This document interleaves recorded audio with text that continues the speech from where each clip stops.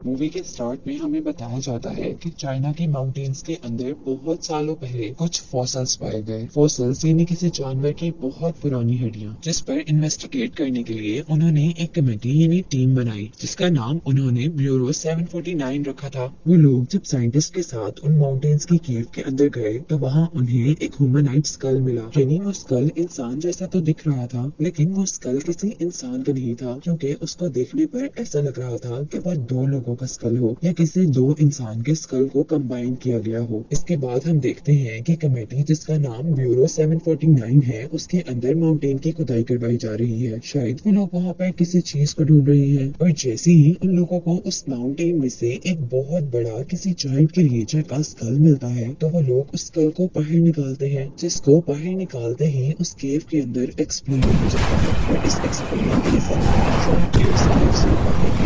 जिससे सब कुछ तबाह हो गया था। इस इंसिडेंट के बाद साइंटिस्ट यांग इस केव के अंदर रिसर्च करना चाहते थे, जो कि बिल्कुल भी आसान नहीं था। इसलिए वो इस काम के लिए कुछ सोल्जर्स को चुनते हैं, जिनमें इनकी बेटी यांग पिंग भी थी। और उसी के साथ साथ हम इस टीम में इस मूवी के मेन कैरेक्टर यानी हीरो ह्यू बाई को देखते हैं। ह्यू बाई और उसके फ्रेंड के साथ साथ इस टीम में और भी बहुत से लोग थे। और अब हम देखते हैं कि वो लोग केव के अंदर जा रहे थे, और आगे बढ़ने पर वो लोग ऐसी जगह पर पहुंचते हैं जिसके बारे में माना जाता था कि वो जगह घोस्टली ट्राइब है। यानी वहाँ पर पहले घोस्ट रहा करते थे, पर अब वो घोस्टली किंगडम वहाँ से खत्म हो गया था। इस केव से निकलकर वो लोग माउंटेन की दूसरी तरफ पहुँचते हैं, जहाँ स्नो पर उन्हें एक निशान नजर आया था। वो निशान एक बहुत बड़ी क्रिएचर का फुटप्रिंट था, यानी उसके पाँव का निशान था, जिसे देखकर साइंटिस्ट यांग बहुत ज्यादा हैरान हुए थे, जिसके बारे में उन्होंने फौरन अपने हेडक्वार्टर अपने डायरेक्टर को इन्फॉर्म किया था। उसे थोड़ा सा आगे बढ़ने पर उन्हें बहुत सारी बैट्स नजर आती हैं, जो कि आम बैट से कुछ डिफरेंट थी, क्योंकि उनका कलर ब्लू था। और यहीं पर हम देखते हैं कि वो बैट्स साइंटिस्ट यांग पर अटैक कर देती हैं, लेकिन उतने में ही एक सोल्जर आगे बढ़कर उस बैट को कैच कर लेता है। और जिस हाथ में सोल्जर ने उस बैट को कैच किया था, उसी हाथ सोल्जर को बहुत जलने लगा था, और उसी हाथ के साथ साथ उसकी पूरी बॉडी जलकर स्कैटर में चेंज हो जाती है। यानी वो पूरा का पूरा जल जाता है, और हमें पता चलता है कि इन बैट्स को फायर बैट्स कहा जाता है। वो लोग किसी न किसी तरह की फायर बैट से बचकर आगे बढ़ते हैं, लेकिन उनके लिए मुसीबत अभी भी नहीं पड़ी थी, क्योंकि अब वहाँ पर एक बहुत बड़ा मॉन्स्टर आ गया था। और वो जैसे ही माउंटेन पर अपना कदम रखता है, तो माउंटेन पर जमी हुई सारी की सारी स्नो टूट जाती है, जिसकी वजह से वहाँ पर बहुत बुरा स्नो का तूफान आ जाता है, और वो सब लोग उससे बचकर भागने लगते हैं। लेकिन इस बर्फ के अंदर बहुत से लोग दब गए थे, जिसकी वजह से वो लोग मर गए थे, और बाकी बचे हुए लोग उस बर्फ से अपनी जान बचाने के लिए एक खाई में जंप कर देते हैं। लेकिन उन लोगों की वहाँ पर भी किस्मत खराब थी, क्योंकि उस खाई के अंदर जो बर्फ जमी हुई थी वो भी नोकदार थी, यानी शार्प थी, जो कि खाई में गिरने वाले काफी लोगों के अंदर स्टैब हो जाती है, जिससे वो मर जाते हैं। और अब यहीं पर हम मूवी के मेन कैरेक्टर्स यांग पिंग और ह्यू बाई को देखते हैं, जो कि एक रोप से बंधे हुए थे, और वो जैसे ही उस खाई के अंदर गिरते हैं तो वो बाकी लोगों की तरह मरते नहीं हैं, बल्कि स्नो कहीं एक पिलर से लटक जाते हैं। लेकिन वो लोग भी यहाँ पर काफी देर लटके नहीं रहते, क्योंकि उनकी रस्सी टूट गई थी और वो दोनों भी नीचे गिर गए थे। सीन कट होता है और हमें कुछ देर बाद का सीन दिखाया जाता है, जहाँ पर ह्यू बाई को होश आया है, और वो देखता है कि लकीली वो जिंदा बच गया है, और उसके साथ यांग पिंग भी है। और साथ ही वो देखता है कि यांग पिंग के फादर यानी साइंटिस्ट यांग के साथ साथ उसका दोस्त भी बच गया था। और अब साइंटिस्ट यांग उन्हें लेकर आगे बढ़ते हैं, और वो लोग अब एक टावर तक पहुंचते हैं, जिसका नाम था डीमन टावर। जहां आने पर हमें पता चलता है कि साइंटिस्ट यांग इस जगह को काफी सालों से ढूंढ रहे थे, और मूवी की पूरी मिस्ट्री भी इस टावर में ही छुपी हुई है। वो साइंटिस्ट जैसे ही टावर के सामने रखे हुए कैंडल जलाते हैं, तो वो टावर भी जलने लगता है, और यही जहाँ पर उन्होंने कैंडल जलाई थी वहाँ से एक बहुत बड़ी लाइट वेव भी प्रोड्यूस हो रही थी, यानी एक बहुत बड़ी लाइट वेव निकल रही थी। और साथ ही साइंटिस्ट अपनी बेटी यांग पिंग और ह्यू बाई से कहते हैं कि ये टावर एक बहुत लंबे अरसे से बंद है, और ये किसी का वेट कर रहा है कि कोई आए और उसे खोले। इसलिए अब वो उन दोनों को अंदर जाने का कहता है, और उन दोनों के टावर के अंदर जाते ही टावर का ऊपर वाला हिस्सा खुलने लगा था, जहाँ से बहुत तेज लाइट नीचे आ रही थी, जैसे उन्होंने कोई सूरज का दरवाजा खोल दिया हो। और उसी के साथ साथ उस टावर से बाहर हम बहुत से लोगों की सोल्स देखते हैं, और उसी के साथ बाहर हम देखते हैं हैं कि वहाँ पर मौजूद पत्थर हवा में उड़ने लगे थे और इससे पहले कि वो टॉवर पूरी तरह से खुल पाता, हम देखते हैं कि ह्यूबाई का फ्रेंड जल्दी से उस कैंडल के ऊपर गिर जाता है जो कैंडल साइंटिस्ट ने जलाई थी, और उस कैंडल के बुझते ही वो टॉवर भी बंद हो जाता है। और यहाँ हम पर रिवील होता है कि ये सब कैप्टन ने जानबूझकर किया था, क्योंकि वो डीमन टॉवर को नहीं खोलना चाहता था, जिसके रीजन हमें आगे पता चलेगी। यहाँ अब वो आदमी ह्यूबाई को सारी बातें बता ही रहा था कि उन पर पहले वाली फायर बैट्स अटैक कर देती हैं, और यहाँ पर ह्यूबाई का फ्रेंड बाकी लोगों को वहाँ से भगा देता है और खुद उन बैट्स की अट्रैक्शन बनकर वहाँ पर खड़ा रहता है। जैसे ही सारे लोग वहाँ से दूर हो जाते हैं और सारे के सारे बैट्स उसके करीब आ जाते हैं, वो अपने आप को ग्रेनेड से ब्लास्ट कर देता है। इसके रिजल्ट में वो तो मर ही गया था, लेकिन उसके साथ साथ बहुत से फायर बैट्स भी खत्म हो गए थे। यही हम देखते हैं कि कुछ बैट्स अभी भी बच गए थे जो बाकी लोगों का पीछा कर रहे थे, यानी ह्यूबाई का, यांग पिंग का और यांग पिंग के फादर का। और वो लोग उनसे बचते बचते एक वाटरफॉल तक पहुंचते हैं और यहाँ पर एक बैट ह्यूबाई पर अटैक कर देता है, जिसे देखकर यांग पिंग जल्दी से ह्यूबाई को पानी में फेंक देती है और खुद भी उसके साथ साथ पानी में जंप कर देती है। और अब पानी में गिरकर भी वो बचे नहीं थे, क्योंकि पानी में से एक बहुत ही बड़ी खौफनाक क्रिएचर ने उन पर अटैक कर लिया था, जिसमें ह्यूबाई तो बच गया था, लेकिन उस क्रिएचर ने यांग पिंग को पूरा खा लिया था। जिसके बाद सीन कट होता है और हम ह्यूबाई को एक हॉस्पिटल में देखते हैं, जहाँ पे उनकी टीम ब्यूरो 749 का डायरेक्टर उसे बताता है कि हमारी पूरी की पूरी टीम मर गई है सिवाय तुम्हारे, और तुम ही हो जो बच गए हो। और ये सुनकर उसे बहुत ज्यादा दुख हुआ था, क्योंकि उस हादसे में उसके फ्रेंड यांग पिंग भी मर गई थी। जिसके बाद अब वो ये जॉब नहीं करना चाहता था, इसीलिए वो यहाँ से जाकर एक लाइब्रेरियन की जॉब ढूंढता है, जहाँ पर मिस्टर योंग उसे अपने लाइब्रेरी में रख लेते हैं। वो दोनों एक रेस्टोरेंट में डिनर के लिए जाते हैं, जहाँ पर ह्यूबाई को अपना एक बचपन का दोस्त मिलता है। और यही दूसरी तरफ हमें ब्यूरो 749 को दिखाया जाता है, यानी उस टीम को जिसमें ह्यूबाई काम किया करता था, जिनको एक पुराने कॉफिन में से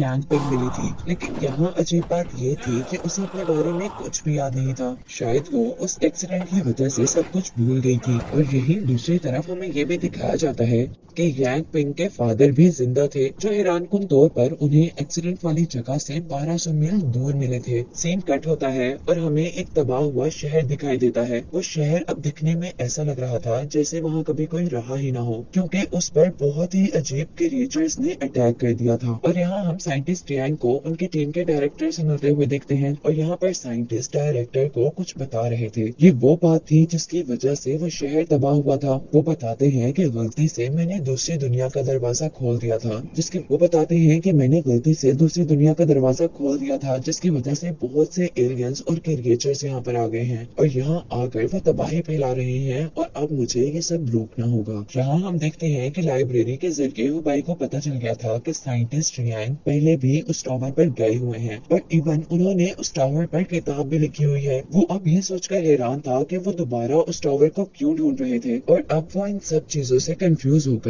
उस डीमन टावर पर रिसर्च करना शुरू कर देता है, जो कहते हुए एकदम से उसकी कमर पर आग लग जाती है। और ये आग बिल्कुल वैसी ही आग जैसी आग फायर बैट से लोगों को लगती थी। यहाँ पर ह्यूबाई का फ्रेंड जो कि उसे रेस्टोरेंट में मिला था, वो आकर जल्दी से उस आग को बुझाने की कोशिश कर रहा था, लेकिन आग बुझने के बजाय ह्यूबाई अपने ही फ्रेंड को मारकर वहाँ से दूर गिरा देता है, और फिर वो अपनी पावर्स का यूज करते हुए उस रूम में मौजूद सारी की सारी चीजें हवा में उठा देता है। और तभी यहाँ पर मिस्टर वैंग आते हैं, जो कि लाइब्रेरियन थे। वो आकर सारी चीजों को अपनी मैजिक से नीचे करते हैं, और यहाँ ह्यूबाई की बॉडी से आग भी बुझ जाती है। पर अब सवाल ये था कि ह्यूबाई के अंदर इतनी सारी पावर्स कैसे आ गई थी।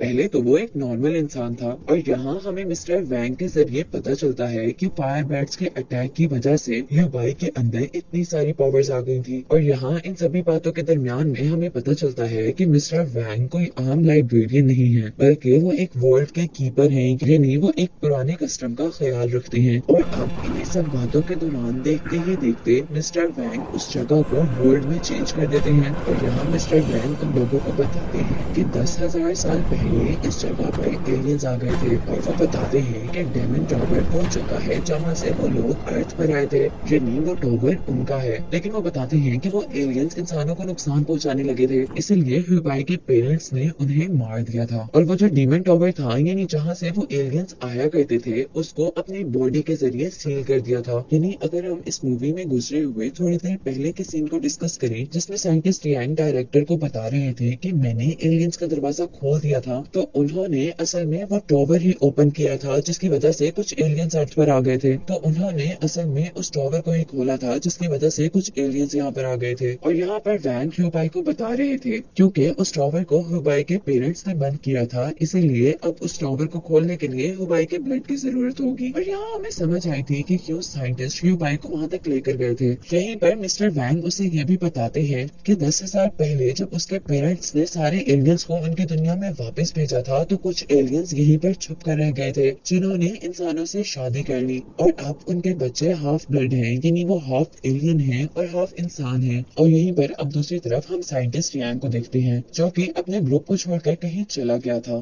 पर जाते हुए उन्होंने एक नोट में अपनी डायरेक्शन लिख दी थी कि वो किस तरफ जाएंगे, इसीलिए अब उनकी टीम यानी ब्यूरो 749 के डायरेक्टर ह्यूबाई के पास आते हैं ताकि वो साइंटिस्ट को ढूंढने में उनकी हेल्प कर सके। और यहाँ पर ह्यूबाई उससे कहता है कि मैं ऐसा कैसे कर सकता हूँ, जिस बात पर डायरेक्टर उसे बताते हैं कि हमें कुछ दिन पहले यांग पिंग मिली थी और उसके कहने के अकॉर्डिंग तुम ही हो जो साइंटिस्ट को ढूंढ सकते हो। और यह कहकर वो वहाँ से चला जाता है। ह्यूबाई यांग पिंग के जिंदा होने की खबर सुनकर बहुत ज्यादा खुश हुआ था और वो अब ये बात जाकर मिस्टर वैंग को बताता है। और यहाँ पर मिस्टर वैंग उसे बताते हैं कि तुम उन्हें ढूंढने के लिए उस टॉवर में नहीं जा सकते, क्योंकि जब पहले तुम उस टॉवर के अंदर गए थे तो उस टॉवर का दरवाजा थोड़ा सा खुल गया था जिससे काफी सारे एनिमल्स यहाँ पर आ गए हैं। लेकिन ह्यूबाई को बहुत रिक्वेस्ट करने पर वो उसे साइंटिस्ट को ढूंढने के लिए जाने की परमिशन दे देते हैं। और यहाँ ह्यूबाई का बचपन का फ्रेंड भी उसके साथ जाने की रिक्वेस्ट करता है और वो दोनों मिलकर अब यांग पिंग के पास जाते हैं। लेकिन उसके पास जाने पर ह्यूबाई को बहुत ज्यादा दुख हुआ था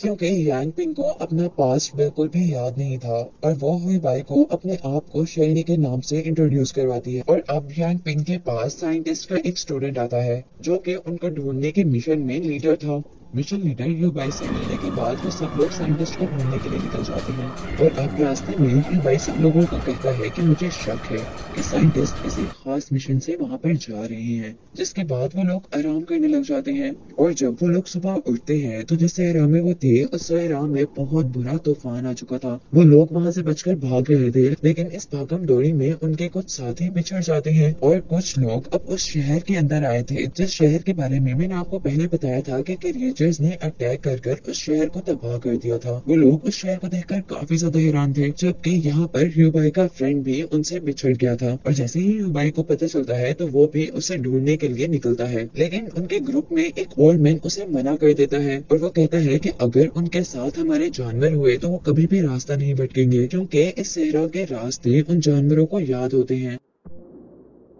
और यहीं अब हम दूसरी तरफ ह्यूबाई के फ्रेंड के साथ बाकी लोगों को भी देखते हैं जो उनसे बिछड़ गए थे, जहाँ पर एक बहुत ही बड़ा अजीब सा मॉन्स्टर उन लोगों पर अटैक करता है और उनमें से काफी सारे लोगों को मार देता है। जबकि ह्यूबाई के फ्रेंड को वहाँ पर एक साइकिल मिल जाती है और ह्यूबाई के फ्रेंड के साथ साथ एक और आदमी उस मॉन्स्टर के क्रिएचर से बचते हुए ह्यूबाई तक पहुंच जाते हैं। और यहाँ पर ह्यूबाई अपने फ्रेंड को देखकर बहुत ज्यादा खुश था। वो बहुत डरा हुआ यहाँ पर पहुंचा था और रोते हुए वो सबको क्रिएचर्स के बारे में बता रहा था। वो सबसे रिक्वेस्ट करता है कि हमें यहाँ से चलना चाहिए। और अब ह्यूबाई अपने मिशन लीडर को वहाँ से चलने को कह रहा था, लेकिन मिशन लीडर उससे कहता है कि हम ये मिशन नहीं छोड़ सकते। और यहाँ वो अपने मिशन का मेन मकसद बताता है। वो कहता है कि हमारा मकसद सिर्फ साइंटिस्ट को ढूंढना नहीं है, बल्कि उन क्रिएचर्स को भी ढूंढना है जो कि लोगों को मार रही है। लेकिन ह्यूबाई यहाँ से चलने की जिद कर रहा था और वो अपने साथ साथ यांग पिंग जो कि अब शर्ली थी उसे भी जाने को कहता है, लेकिन शर्ली भी नहीं मानती। और वो मिशन लीडर उससे कहता है कि तुम डर कर यहाँ से क्यों भाग रहे हो? क्या तुम्हें वो सब लोग भूल गए हैं जो माउंटेन्स पर तुम्हारे साथ थे और वो सबके साथ मर गए थे? और ये बात सुनकर ह्यूबाई भी इमोशनल होकर उनके साथ मिल जाता है। और इन्हीं बातों के दौरान अब उन्हें क्रिएचर की भी आवाज आने लगी थी। वो लोग जल्दी से अपने वेपन्स उठाकर तैयार हो जाते हैं और जैसे ही वो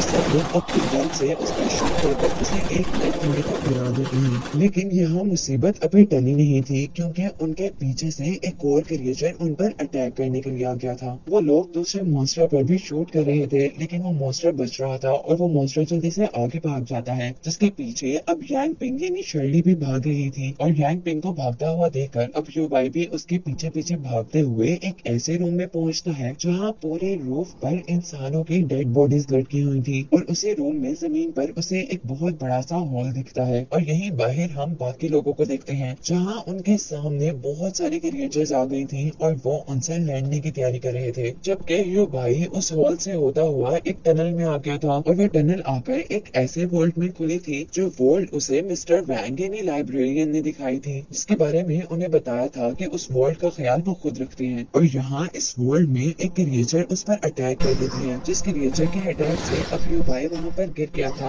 और तभी यहाँ पर शर्ली आती है और वो उस क्रिएचर से ऐसे बोलती है जैसे वो उसका पेट हो और वो क्रिएचर भी उसके साथ नॉर्मल बिहेव करता है, जबकि शर्ली यानी यांग पिंग अपने मैजिक का यूज करते हुए यू भाई की बॉडी को उठाकर वहाँ पड़े एक कॉफिन में डाल देती है और इस कॉफिन के अंदर सरप्राइजिंगली यू भाई के सारे जख्म ठीक हो गए थे और अब उसकी आंख खुलने पर वो डीमन टावर के अंदर था जो मूवी के स्टार्ट में हमने देखा था और उसे यहाँ पर पास्ट के वियंस आ रहे थे और यहाँ हम देखते हैं कि जब पानी के अंदर यांग पिंग पर किसी क्रिएचर ने अटैक कर दिया था तो वो क्रिएचर उसे उठाकर डीमन टावर तक लेकर आई थी और उसके वहाँ पहुँचते ही उस टावर के अंदर से एक लाइट प्रोड्यूस हुई थी जो कि असल में एक सोल थी और उस सोल ने यांग पिंग पर कुछ मैजिक किया था और उसके मैजिक से यांग पिंग पूरी की पूरी उसी में चेंज हो गई थी, यानी हम इस तरह कह सकते हैं कि यांग पिंग की बॉडी में किसी और की सोल थी जिसका नाम शर्ले था। यहाँ हमें पता चला था कि यांग पिंग असल में यांग पिंग तो नहीं थी बल्कि वो तो शर्ली थी और शर्ली भी उस डीमन टावर से निकली थी, यानी वो एक एलियन हो सकती है। पर अब हमें मूवी में दिखाया जा रहा था कि असल में शर्ली ही उन सारी क्रिएचर्स की हेल्प से वहाँ लोगों पर अटैक करवा रही थी और यहीं पर शर्ली यूबाई के फ्रेंड और उसके एक और साथी पर अटैक करवाता है अपनी क्रिएचर से, लेकिन यूबाई का फ्रेंड जल्दी से अपने साथी को एक बस के अंदर बुला लेता है, लेकिन वो क्रिएचर उनका पीछा नहीं छोड़ती, यहाँ तक कि वो क्रिएचर सारी की सारी बस भी तोड़ देती है। जबकि दूसरी तरफ हमें दोबारा डीमन टावर का सीन दिखाया जाता है जहाँ पर यूबाई था, जहाँ पर वो एलियन शर्ली जिसने यांग पिंग को अपने काबू में किया हुआ था वो ह्यूबाई को उस टावर को खोलने को कह रही थी। जैसा मैंने आपको पहले बताया कि ह्यूबाई ही वो इंसान है जो इस टावर को खोल सकता है और यहाँ पर शर्ली उसे कहती है कि तुम अगर ये टावर खोल दोगे तो मैं तुम्हें यांग पिंग वापस कर दूंगी। यहाँ शर्ली जब देखती है कि वो इस बात पर तैयार नहीं हो रहा तो वो उसे कहती है कि मैं तुम्हारी टीम के हर बंदे को मार दूंगी, लेकिन ह्यूबाई अभी भी उसकी बातों में नहीं आया था और वो कहता है कि तुमने अगर ऐसा किया तो मैं तुम्हें ही मार दूंगा, लेकिन मैं इस टावर को नहीं खोलूंगा। और उसकी ये बात सुनकर अब शर्ली उसे वहाँ पर टेलीपोर्ट कर देती है जहाँ पर उसके साथी शर्ली के क्रिएचर से लड़ रहे थे। यहाँ पर ह्यूबाई भी उन क्रिएचर से लड़ने लग जाता है, लेकिन एक क्रिएचर उस पर ही अटैक कर देता है जिसकी वजह से वो मरने वाला था और वहाँ पर अब गैंग भी आती है जिसकी बॉडी पर शर्ली ने कब्जा किया हुआ था। वो आकर ह्यूबाई को अपनी बादशाह से बचाती है और उसके पास आकर उसका सर अपनी गोद में रखती है, जहाँ पर ह्यूबाई उसे कहता है कि तुम बिल्कुल मेरी फ्रेंड यांग पिंग जैसी लग रही हो और ये कहते ही वो उसको शूट कर देता है जिसकी वजह से उसके अंदर शर्ली की सोल मर जाती है और उसके साथ साथ उसके भेजे हुए सारे मॉन्स्टर भी खत्म हो जाते हैं और उसके मरने के साथ साथ ही वो डीमन टावर भी खत्म हो जाता है। और यहाँ मरते मरते आखिरी दफा शर्ली उसे बताती है कि तुम ही वो इंसान थे जो मुझे मार सकते थे और ये कहते साथ ही वो पूरी तरह यांग पिंग की बॉडी से निकल जाती है, लेकिन क्योंकि ह्यूबाई ने यांग पिंग की बॉडी को शूट किया था इसीलिए यांग पिंग भी मर गई थी, जिसे देखकर वो बहुत दुखी था, लेकिन वो हार नहीं मानता और यांग पिंग को उठाकर वो उस वोल्ट में लेकर जाता है जिसकी हिफाजत मिस्टर वैंग किया करते थे और मिस्टर वैंग ने उसे बताया था कि इस कॉफिन की हेल्प से लोगों को जिंदा किया जाता है, इसीलिए वो यांग पिंग को ले जाकर उस कॉफिन में डाल देता है। जबकि